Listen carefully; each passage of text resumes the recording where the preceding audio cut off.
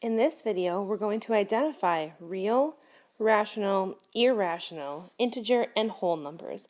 And by the end, you should be able to define and identify numbers that fit into those 5 categories of numbers. So to begin, we're going to define all 5 of those number type definitions. So these should all be written in your notes, and then we'll be using these definitions in order to help us classify different numbers. So the first type of number that you need to have written in your notes is a real number. Now I know that might seem a little silly because you're probably thinking all numbers are real, but there's actually an additional number system that you learn about in Algebra 2 that is different than the real number system. So what you need to know about the real number system is these are all of the numbers we currently use. And then the mathematical definition of real is the set of all rational and irrational numbers. So as we stated on the last page, real numbers are all of the rational or irrational numbers, or they're all of the numbers that we currently know. So real numbers are split into 2 categories. The first category is called a rational number. And by definition, a rational number is a number that can be written as a fraction or has a repeating decimal or a terminating decimal. So essentially this category encompasses all of the numbers that are fractions, all of the numbers that have a repeating decimal.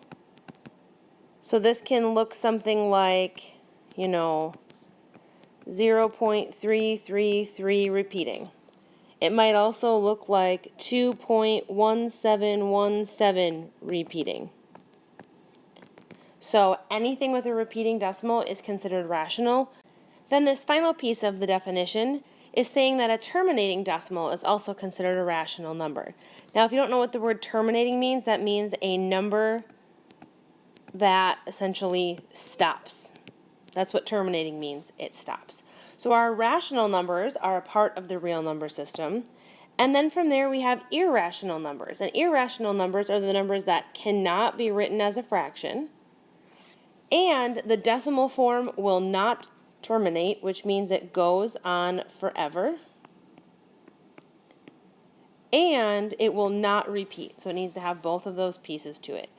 Now an example of an irrational number is pi, because we know that that's 3.1415926, and it keeps going, but it's non-terminating and non-repeating, so it's irrational.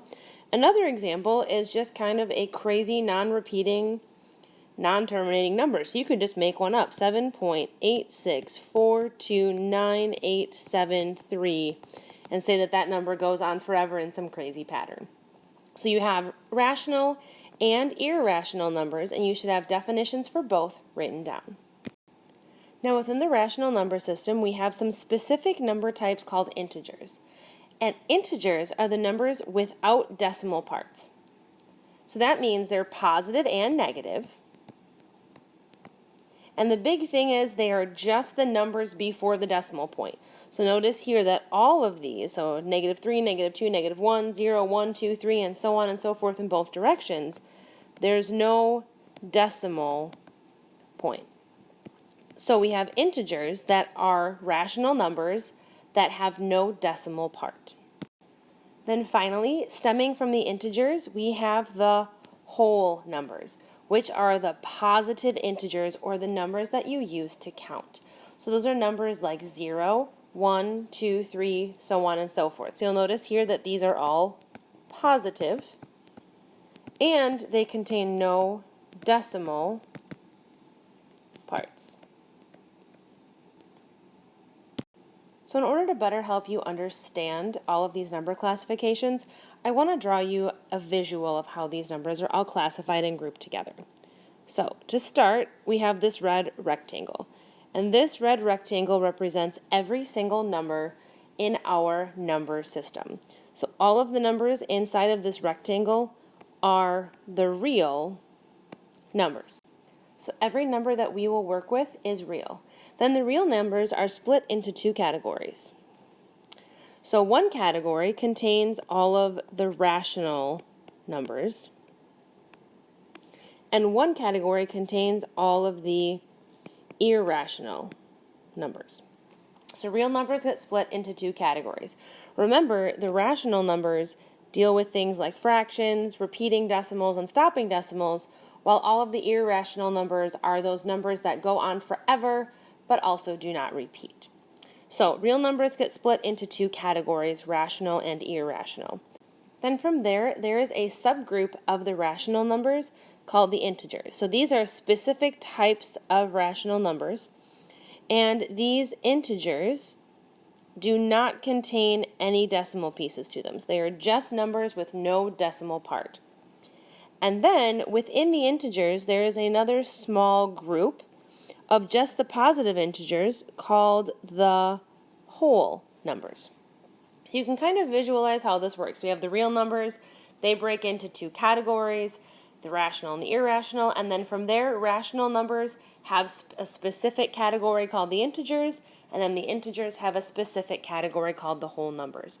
So what we're going to do is we're going to use the definitions of all 5 of these terms in order to classify numbers and identify every single number type that number might have. So what we're going to do now is we're going to take all of these definitions of our number types, and we're going to classify -4 and identify every single category that it fits into. So remember, our 5 number types are real, rational, irrational, integer, and whole. So we got to figure out which categories this fits into. Well, every single number that we work with is a real number, so -4 is definitely a real number. It fits into that category.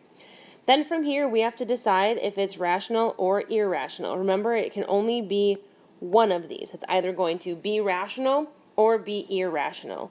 So remember that rational numbers are anything that can be written as a fraction, that has a stopping decimal, or that has a repeating decimal. That's what we know about rational numbers. Well, if I look here, I can write -4 as a fraction by writing it as -4/1.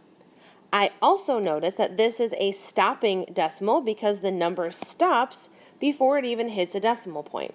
So here, -4 is a rational number because A can be written as a fraction and B is a stopping number. What this means is that -4 is not irrational. It doesn't fit the definition for that if it is rational. Then from here we have to decide if this number is an integer. Remember, integers are a number that have no decimal parts, which I can see here there's no decimal here, so -4 is an integer. However, it's not a whole number because the whole numbers are just the positive integers. So what I can see here is that -4 fits into 3 categories. It's real, rational, and an integer. So let's take a look at example 2 here. So again, we know that every single number is real, so we automatically know that 1/3 is a real number. Then we also know that it's rational because rational numbers are numbers that can be written as fractions, and this is already written as a fraction. So this is a rational number. We then know because it's rational that it cannot be irrational. And then from here, we have to figure out if it's an integer or a whole number. Well, if I divide this out, 1 divided by 3 gives me 0.333 repeating. Because that has a decimal part and integers don't have decimal parts, this is not an integer. And because it's not an integer, it's also not a whole number because whole numbers are the positive integers. So for this particular number, it only fits in the categories of real and rational. So, third example here, we have the number 0. So we can see that this is in fact a real number because every number is real.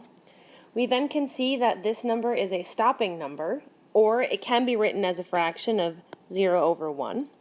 Because of that, 0 is a rational number. So remember, anything that stops is rational. Because it's rational, it cannot be irrational.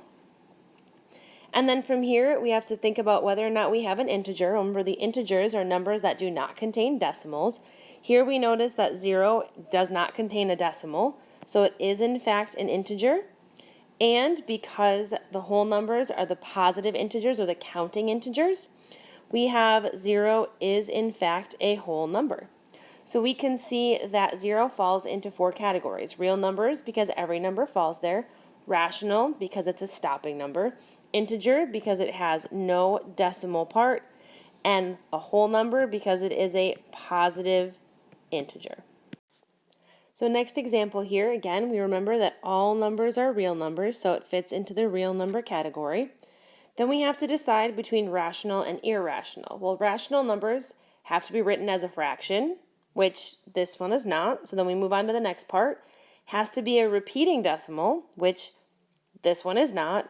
Or it has to be a stopping decimal, which these ... dots imply that it is not a stopping decimal. So because it's not a fraction, it's not a repeating decimal, and it's not a stopping decimal, this particular number is not rational. And because it's not rational, that means that this number is irrational. Then from here, this number is not an integer because integers contain no decimal part, and we see a decimal part here. And then it's not a whole number because the whole numbers are the positive integers.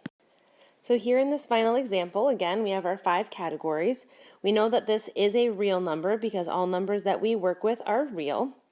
We then have to decide if it's rational or irrational. And what I notice here is that this is a stopping decimal because the decimal stops after that 6. So because it's a stopping decimal, this is a rational number. And because it's a rational number, it's not irrational. And then from here, it's not an integer because integers have no decimal parts, and this one certainly does. And then it is not a whole number because a whole number consists of a positive integer. And because it's not even an integer, it can't be a whole number. So this particular number fits into 2 categories, real and rational.